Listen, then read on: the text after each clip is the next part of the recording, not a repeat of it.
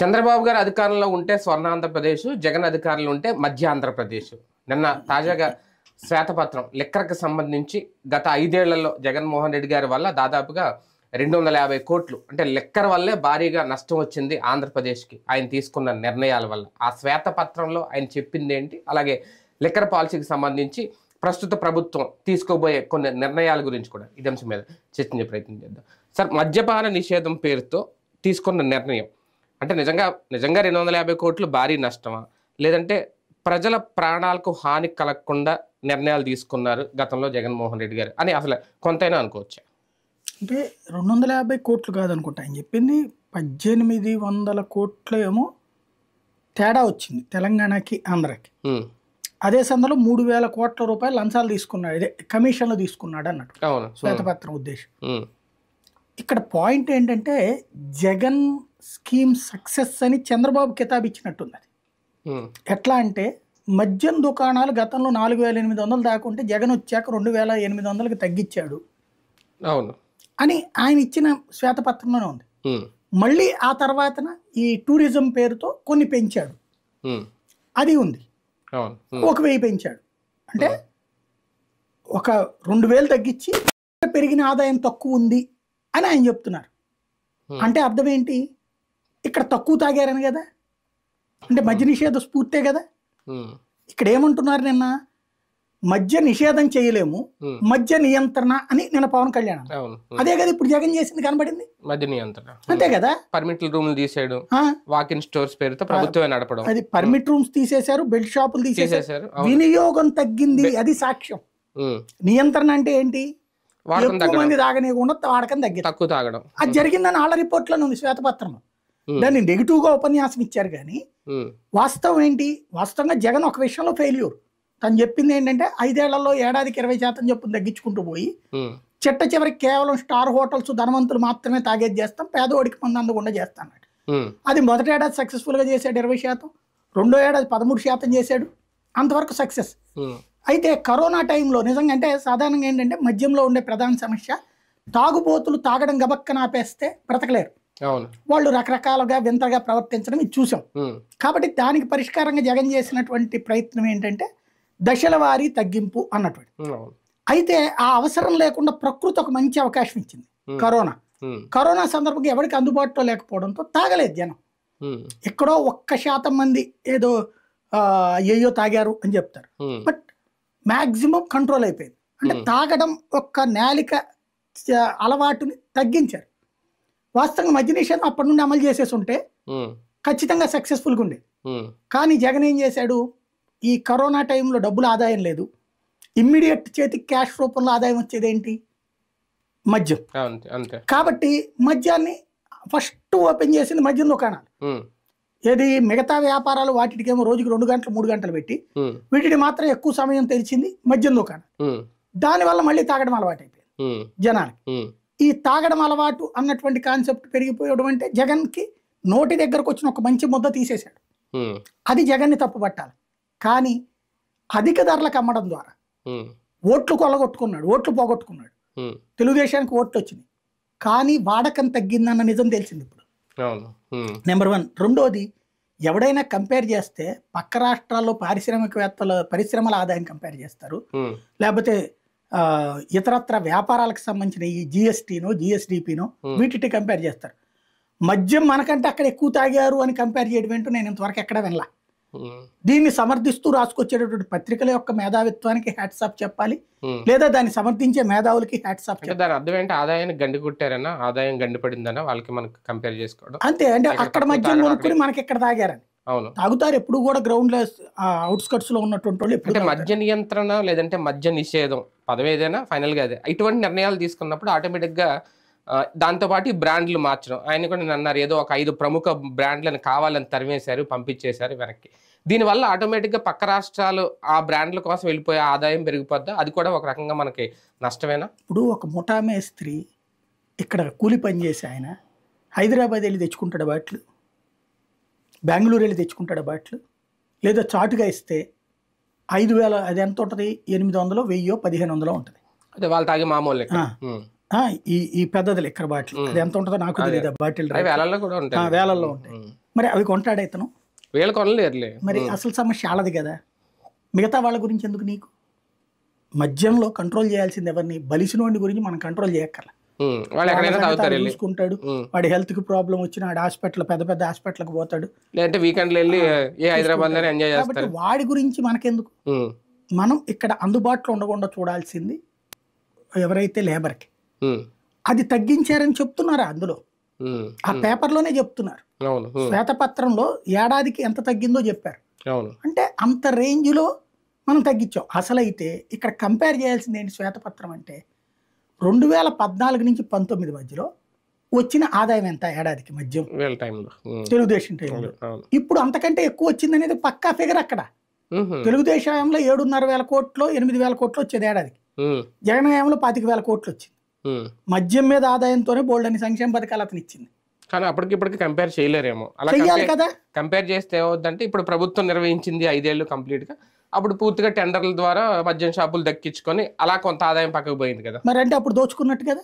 అది దోపిడీనే, ఇది దోపిడీ అవుతుంది. అందుకని దోపిడీ అవుతుందా? ప్రైవేట్ వాడు తింటే దోపిడీ అవుతుందా? నిజంగా కంపేర్ చేయాల్సి పక్క రాష్ట్రాలతో కంపేర్ చేయకూడదు. మరి అప్పుడైతే పక్క రాష్ట్రాల్లో పెరిగిన దాంతో కంపేర్ చేస్తున్నప్పుడు చంద్రబాబు టైంలోకి జగన్ టైంలోకి పెరిగిన దాన్ని ఎందుకు కంపేర్ చేయాలి? చెయ్యాలి కదా. కంపేర్ చేసి ఇదిగో 2014-15లో ఎంత వచ్చింది, ఈయన హయాంలో ఎంతే వచ్చింది అని కంపేర్ చేయాలిగా.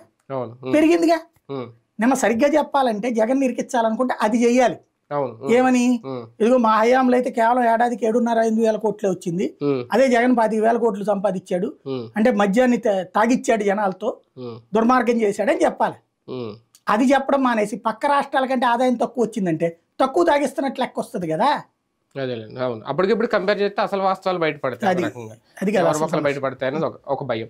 కానీ ఇప్పుడు లిక్కర్ పాలసీలో కొత్త మార్పులైనా తీసుకురాబోతుందా ఇప్పుడు రాష్ట్ర ప్రభుత్వం? అంటే నేను చెప్పినట్టే మళ్ళీ కొత్త బ్రాండ్లు ఆహ్వానించడం, మద్య నియంత్రణ సంబంధించి ప్రధానంగా డీ అడిక్షన్ సెంటర్స్ వీళ్ళు పెడతామంటున్నారు. అసలు జగన్ దాని మీద దృష్టి సారించలేదు అనేది కూడా. డీ అడిక్షన్ సెంటర్స్ జగన్ టైంలోనూ ఉన్నాయి, చంద్రబాబు టైంలోనూ ఉన్నాయి, అంతకు ముందు ఉంటాయి. వెళ్ళేవాడు ఎవడు? ఉంటాయి అంతే.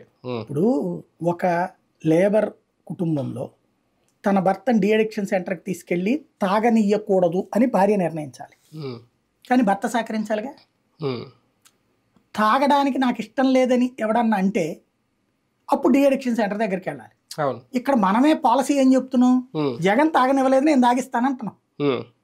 జగన్ మంచి మంది ఇవ్వలేదు, బ్రాండ్లు నేను తాగిస్తానంటున్నాం, మేము మంచి బ్రాండ్లు ఇస్తాం. ఇంకా డీ అడిక్షన్ సెంటర్ ఏం చేసుకోను? గోల్డ్ గిలుకోవడం తప్పించి. అంటే నాకు ఇష్టం లేదు అన్నాడు తాగద్దు కదా. ఎట్ట తాగుతున్నాడు? అప్పుడు డీ అడిక్షన్ సెంటర్ అవసరం ఉండదు, అంతే. నేను తాగనంటే ఇక్కడ ఏంటంటే మద్యం మీద సరైన చర్చ కాకుండా రాజకీయాలు దిగిపోయి, ఇదివరకు మద్య నిషేధం మీద పోరాడిన వాళ్ళు కూడా రాజకీయ పార్టీలకు తొత్తులుగా మారిపోయి వాస్తవం చచ్చిపోయి, ఇక్కడ జరుగుతున్నది ఏంటంటే మద్యం Jagan world health organization norms follow అయ్యాడు. దాని ప్రకారం ధరలు భారీగా ఉంచి తాగుడుని అందుబాటులో లేకుండా చేయాలి. బ్రాండ్లు నాణ్యమైనది అని వీళ్ళు చెప్పేటటువంటిది ఏంటంటే అలవాటైన మందు. అంతే, అలవాటైన మందుని అలవాటు కాకుండా, ఫర్ ఎగ్జాంపుల్ రోజు బిర్యానీ తినేవాడికి పప్పన్నం పెట్టామనుకోండి ఎక్కువ ఎక్కదు. అట్లాగే రోజు ఆ కింగ్ ఫిషర్ బింగ్ ఫిషర్ ఏదో తాగేటవాడికి ఆ బ్రాండ్ అందుబాటులో లేనప్పుడు ఎదురుగుండా ఉన్న బ్రాండ్ తాగితే అందులో ఉండదు. నేను చిన్నప్పుడు చూసేవాడిని, మా నాన్నకి సిగరెట్ అలవాటు ఉండేది, మా ఇంటి పక్కన అంకుల్కి సిగరెట్ అలవాటు ఉండేది. ఈ మామూలప్పుడు మా నాన్న సిజర్ తాగేవాడు, ఆయన చార్మినార్ తాగేవాడు. ఈ కర్ఫ్యూ వచ్చినప్పుడు రంగా గారు చనిపోయిన టైంలో, కర్ఫ్యూ వచ్చిన టైంలో సిగరెట్లు బయట షాపులు ఎక్కడ తెరుస్తారు? అప్పుడు ఆయనకి వాళ్ళ షాపు ఒకటి ఉండేది, వాళ్ళ ఇంట్లోనే షాపు నడిపేవాడు. అందులో ఈ చార్మినార్ పెట్టెలు తెచ్చుకుని ఇంట్లో పెట్టుకున్నాడు ఆయన. అవి ఇక మా నాన్నకి ఇస్తుంటే అప్పటిదాకా రోజుకి 5-6 నుంచి 10 దాకా తాగే మా నాన్న చార్మినార్ వచ్చాడు 2కి మించి తాగల, 2-3కి మించి. ఏంటంటే ఇది అలవాట్లేదు కాబట్టి. అంటే రెగ్యులర్ గా బ్రాండ్ ని అలవాటు లేకుండా చేస్తే వాడకం తగ్గుతుంది. అది నియంత్రణలో ఒక పార్ట్. కానీ ఆరోగ్యం పాడవదు. ఆరోగ్యం ఇది ఏది తాగినా రోగమే కదా. ఇందులో ఏదైనా మంచి రోగము చెడ్డ రోగం అని వస్తుందా ఏంటి దీంట్లో? అసలు పాయింట్ అది. తాగడానికి సంబంధించి ఏదో చెప్తారు, డాక్టర్లే తేల్చాలి అసలు తాగడం రోగమా కాదా. కొంతమంది డాక్టర్లు ఏమంటారంటే లిమిటెడ్ లో తాగితే అదేదో వైనో ఏదో చెప్తారు, అట్లాంటిది అయితే మంచిదని చెప్పారని కొంతమంది చెప్తారు.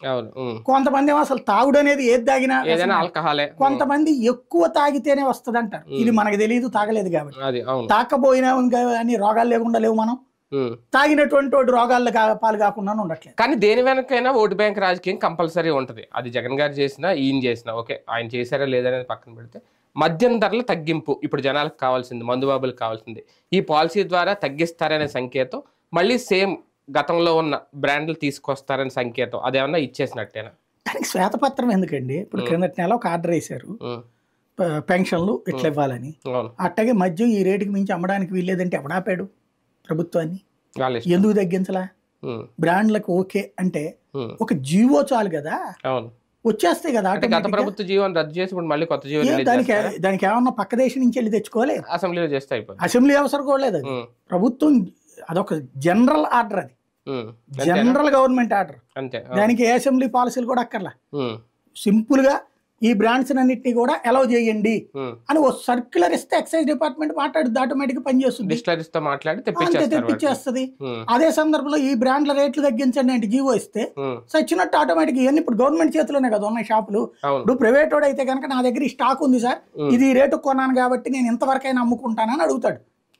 వాళ్ళ వరకు ఏదన్నా ఉంటుంది. ఇప్పుడు గవర్నమెంట్ బంధు షాపులే కదా, గవర్నమెంట్ లో ఇదిగో ఇవాళ ఉన్న స్టాక్ అంతా ఈ 10 రోజుల్లోపు క్లియర్ అయిపోవాలి ఈ రేట్లకి, నెక్స్ట్ నుండి వచ్చే సరుకు అంతా రేపు 10వ తారీఖు నుంచి ఈ 50 రూపాయలకే అమ్మాలి, లేదా 50 రూపాయల బ్రాండ్లు ప్రతి షాప్ లో కూడా ఈ 25కి పెట్టాలి అని సర్క్యులర్ ఇస్తే ఎవడాపాడండి? కానీ ఎందుకు చేయట్లేదు అంటే ఇక్కడ జగన్ని తిట్టిపోస్తూ కూర్చోవాలి. ఇప్పుడు ప్రభుత్వ మద్యం దుకాణాలే కంటిన్యూ అవుతున్నాయి, బల్క్ అమౌంట్ వస్తుంది, వేల కోట్ల రూపాయలు డబ్బులు వస్తుంది, వేల కోట్ల రూపాయలు క్యాష్ చేతికి వస్తుంది. ఇప్పుడు దీన్ని వదులుకుంటే దీనికి ఫాలో అప్ ఇన్కమ్ ఎక్కడ ఉంది? ఇప్పుడు అసలే ఆర్థిక ఇబ్బందుల్లో ఉంది ప్రభుత్వం కాబట్టి ఇప్పుడు దాన్ని తగ్గించితే ఆదాయం పడిపోతుంది. ఇంకా వేరే ఆదాయం ఇప్పటికిప్పుడు ఏం పుట్టుకొస్తుంది? ఇసుక ఆదాయం వీళ్ళే వదిలేసుకున్నారు. ఎప్పుడైనా సరే క్రైసిస్ లో ఉన్నప్పుడు ఏం చేయాలా? ఆదాయ వనరులు. జగన్ ఏం చేశాడు? ఆదాయ వనరులు సృష్టించుకున్నాడు. మద్యం మీద 25,000 కోట్లు, ఇసుక మీద ఒక 750 కోట్లు, ఇట్లాగా రకరకాల ఆదాయ వనరులు సృష్టించుకున్నాడు. దానివల్ల రాష్ట్రానికి ఆదాయం వచ్చింది. వీళ్ళు ఈ ఆదాయంలో ఇసుక వదులుకున్నారు. వ్యక్తులు సంపాదించుకుంటారు కానీ ప్రభుత్వానికి ఆదాయం 750 కోట్లు ఏడాదికి పోయింది. ఇప్పుడు మద్యం కూడా తీసేస్తే ఏం డబ్బులు వస్తాయి? జీతాలు ఎక్కడి నుంచి ఇస్తారు వీళ్ళంతా? ఇక ఉట్టి అప్పుల మీదనే ఇవ్వాలి జీతాలు కూడా. కాబట్టి తెలివిగా లేట్ చేస్తున్నారు. అట్లాగే సంక్షేమ పథకాలు కూడా ఎందుకు ఇవ్వట్లా? నిధులు లేవనినే కదా, అదే తేడా. కానీ 2 మేజర్ డౌట్లు మద్యం పాలసీకి సంబంధించి గత ప్రభుత్వం చెప్తుంది, ఈ ప్రభుత్వం చెప్పాలని. ఒకటి ఏంటి అంటే, ప్రభుత్వం గనక మద్యం షాపులు ఇలాగే నిర్వహిస్తే, ఇప్పుడు నిర్వహిస్తున్నట్టు కంటిన్యూ చేస్తే డిజిటల్ పేమెంట్స్ అనేవి అసాధ్యమా, లేదా మళ్ళీ ఇప్పుడు యాజ్ ఇట్ ఈజ్గా ప్రైవేట్ టెండర్లు ఇచ్చేసి మళ్ళీ దాన్ని కంటిన్యూ చేసే ఆలోచన ప్రభుత్వం చేస్తుంది? ఎందుకంటే ప్రైవేట్ టెండర్లు ఇచ్చేస్తే మళ్ళీ డిజిటల్ పేమెంట్స్ అయితే వచ్చే అవకాశం ఉంటుంది. నేను లాస్ట్ ట్రిప్ కూడా చెప్పానండి, వీళ్ళకి ప్రచారంలో నెగిటివ్ ప్రచారానికి వచ్చినప్పుడు దానికి పరిష్కారం ఏంటన్నది ఆలోచించేటటువంటి తీరిక, తెలివి, ఓపిక వైసీపీ వాళ్ళకి లేదు. అదే వాళ్ళని ముంచేసింది. నెగిటివ్ ఏమవుతుందిలే అనేటువంటి పిచ్చతనంతో ఉన్నారు. ప్రాక్టికల్గా అప్పుడు ఎందుకు నేను మద్యం షాపుల వాళ్ళతో మాట్లాడినప్పుడు నాకు తెలిసిన అసలు నిజం ఏంటంటే, ఎందుకు డిజిటల్ పేమెంట్ లేదంటే అది గవర్నమెంట్ నడుపుతుంది షాపు. అవును. ఇప్పుడు డబ్బులు ఎవరి దగ్గరికి వెళ్తాయి? గవర్నమెంట్ దగ్గరికి వెళ్ళి గవర్నమెంట్ వాళ్ళకి ఇవ్వాలి. కానీ అసలు ఏం చేశారంటే ఇప్పుడు వీళ్ళు టోటల్గా చేతికి మట్టి అంటకుండా చేశారు. ఎట్లాగా ఒక షాపు ఎన్ని అక్కడ అమ్ముడవుతున్నాయో లిస్ట్ ఉంటుంది. ఈ లెక్కర ఇది, ఈ లెక్కర ఎంత, ఈ లెక్కర. దాన్ని ఆ కంపెనీలోళ్ళు నేరుగా వాళ్ళ దగ్గరికి వెళ్తారు. ఎంత కావాలో అంత ఇస్తారు. మామూలుగా మనం మేము షాప్ నడిపేవాళ్ళం, మా నాన్న షాప్ నడిపేటప్పుడు ఈ కోడిగుడ్లోళ్ళు, లేకపోతే రొట్టెలోళ్ళు, లేకపోతే ఉల్లిపాయలోళ్ళు ఈ పట్టుకొచ్చేసి ఇన్ని కిలోలని ఇచ్చిపోతారు, సాయంత్రం డబ్బులు పట్టుకుపోతారు. మద్యం దుకాణాలు అట్లా నడిపాడు, అవుట్ సోర్సింగ్. దీనివల్ల automatic on the spot income కనపడేది. అంటే ఇక్కడ ఇంకేమీ లేదు, సరుకు సో బాటిల్ రేటు ఎంతకి ఇవ్వాలో ప్రభుత్వం డిసైడ్ చేసేసి, ఎంతకు అమ్మాలో ప్రభుత్వం డిసైడ్ చేసేసి, ఆ సరుకు ఎవడైతే కంపెనీ వాడు తెచ్చాడో ఆ సరుకు ఇచ్చేసేసి డబ్బులు పట్టుకెళ్ళిపోతున్నాడు ఆడు ఎప్పటికప్పుడు. వాడికి లేట్ పేమెంట్ లేదు. మామూలుగా ఇదివరకు ఏం జరిగేదంటే, ఇట్లాగ వచ్చినటువంటి డబ్బుల్ని ప్రభుత్వం దగ్గరకు వచ్చి ప్రభుత్వం చెల్లించేటప్పుడు వాళ్ళని సాగదీసేది. నెలల తరబడి లేట్ చేసేది, లేదా లంచాలు ఇచ్చి డబ్బులు తీసుకోవాల్సి వచ్చేది. ఇప్పుడు ఆ పరిస్థితి లేకుండా ఆన్ ద స్పాట్ సరుకు తెచ్చారు, డబ్బులు పట్టుకుపోయారు. నిన్న 100 సరుకు తెచ్చారు, 100 ఇచ్చారు, ఇవాళ ఇంకో 100 ఇచ్చాడు, నిన్నటి 100 డబ్బులు పట్టుకెళ్ళిపోయాడు. క్యాష్ టు క్యారీ అంతే. దీంతో ఏమైపోయింది, ఎంత లాభం అన్నది ఏ రోజుకి ఆ రోజు ఉంది, అదంతా తీసుకెళ్లి బ్యాంకులో డిపాజిట్ చేసి అది గవర్నమెంట్ అకౌంట్ లో కనబడతా వచ్చింది. అదే 25,000 కోట్ల ఏడాదికి జగన్ సంపాదించి, దాన్ని ఇక్కడ దొంగతనం అనినో లేకపోతే ఇదనినో చెప్పుకొచ్చారు. ఇప్పుడు ఏం చేయాలా, ఒక అకౌంట్ ఓపెన్ చేయాలా. ఈ అకౌంట్ లో ఎట్లా ఉంటదంటే, షాప్ ఓనర్ కి అయితే ప్రాబ్లం లేదు, మీరు అన్నట్టు. ఇప్పుడు హోటల్ వాడు, ప్రైవేట్ వాడు, అక్కడే మనకి బోర్డు వినబడతా ఉంటది, మనం క్యూఆర్ కోడ్ ఆన్ చేయగానే మీ డబ్బులు వచ్చింది. కొన్నిసార్లు అది రాలేదంటాం, వాళ్ళు అంటారు, అన్నప్పుడు అక్కడ వాళ్ళకి మెసేజ్ వెళ్ళాల, ఇక్కడ తెలియదు, స్టేట్మెంట్ చెక్ చేసుకోవడం ఇది ఉంటది. కానీ దానివల్ల 2-3 రోజులు ఆగే గొడవలు కూడా ఉంటాయి. కాకపోతే అక్కడ లోకల్ షాప్ అతనే కాబట్టి ప్రాబ్లం. ఇప్పుడు ఇక్కడ క్యూఆర్ కోడ్ దీనికి పెట్టారనుకోండి, ప్రభుత్వం దానికి డబ్బులు పడిపోయినట్టు మీ అకౌంట్ లోంచి వెళ్తుంది, అక్కడ రాలేదని మెసేజ్ రాలేదనుకోండి, వాడు నాకు రాలేదు, ఎవరు చెప్తారు వాళ్ళకి ఆ మెసేజ్? అదే కదా, ప్రతి షాప్ కి కూడా మెసేజ్ రావాలా, ఎట్టొస్తుంది? డబ్బులు అక్కడికి పోయినాయి, మెసేజ్ ఎవరికి వెళ్తుంది? అది గవర్నమెంట్ కి వెళ్తుంది. దీంట్లో ఎట్ట వినబడుతుంది? దీనికి మళ్ళీ ఆ సదరు క్యూఆర్ కోడ్ సంస్థలతో టైఅప్ అవ్వాలి, ఆ సదరు సంస్థల క్యూఆర్ కోడ్ లోనే డబ్బులు వేయాలి. కానీ డిజిటల్ పేమెంట్స్ ఎలా సాధ్యం అని నిన్న బాబు గారి మాట మాట్లాడారు. ఏముంది, సింపుల్, ప్రైవేట్ కి ఇచ్చేసారు అనుకోండి అంతే, అప్పుడు ఆ షాప్ ఎవడు ఓనర్ పేరు అడిగాలి. ఇప్పుడు తెలంగాణలో జరిగేది కూడా ప్రైవేట్ కి ఇచ్చేస్తే ఓకే, కానీ ప్రభుత్వంలో ఉండగా ప్రభుత్వంతో చేయరని అర్థం, పరోక్షంగా చెప్పిన మాట.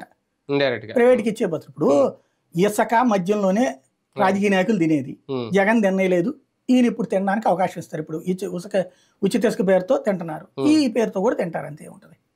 అంటే మళ్ళీ యథావిధిగా పాత విధానాలు అయితే రాబోతున్నాయి లిక్కర్ పాలసీకి సంబంధించి.